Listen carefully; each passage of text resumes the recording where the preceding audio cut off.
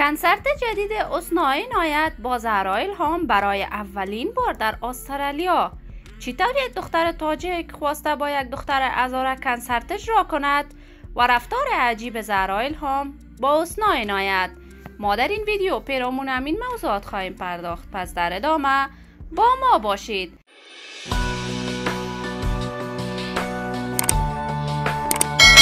سلام، شما را خوش آمدید میگم به یکی دیگر از ویدیوهای جذاب کانال دنیا اینفو. برای حمایت از من علامت سابسکرایب را فشار دهید تا از ویدیوهای دیگر کانال ما هم آگاه شوید. حسنی عنایت خواهر غزال عنایت یک تن از هنرمندان جوان، موفق و ناماشنای افغانستان است که در میان هنرمندان تازه‌کار از شهرت هنری خاص برخوردار است. حسنی عنایت با آنکه دید خواهرش در میان مردم افغانستان شهرت خاص پیدا کرده است، وی هم چندین آهنگ به زبان دری و پشتو ثبت کرد و برای علاقمندانش نشر کرد.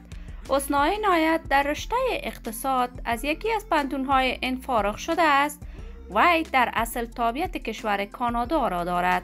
اکنون حسنی عنایت برای ادامه تحصیلاتش به کشور استرالیا رفته است و در آنجا هم خواسته کنسرت‌های برای علاقمندانش نشر کند.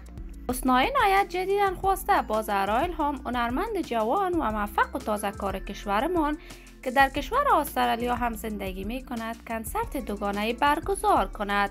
زهرا الهام در ابتدا نخواسته با حسنی عنایت این کنسرت را اجرا کند، اما با پافشاری حسنی عنایت وی بالاخره قبول کرده است تا اینکه با حسنی عنایت کنسرت برگزار کند. جالب اینجاست برای اولین بار زهرا الهام خواسته با حسنی عنایت یک تن از دختران تاجیک کنسرت اجرا کند. این همه در حالی است که زهرا الهام هم کارهای هنری خود را از برنامه رقابتی ستاره افغان تلویزیون طلوع آغاز کرد و توانست در این پروسه رقابتی مقام اول را از آن خود کند.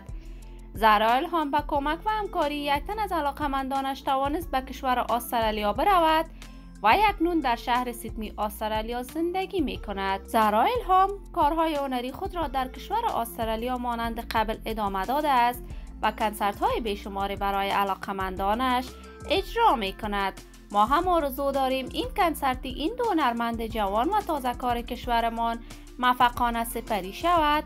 دوستان نهایت عزیز، شما هم نظریاتتان را در بخش کامنت با من شریک بسازید. اگر تا هنوز دوست کانال من نشدید، پس برای حمایت از من علامت سابسکرایب را فشار دهید تا از ویدیوهای دیگر کانال ما هم آگاه شوید. سلامتی شما آرزوی ماست. تا درود دیگر، بدرود.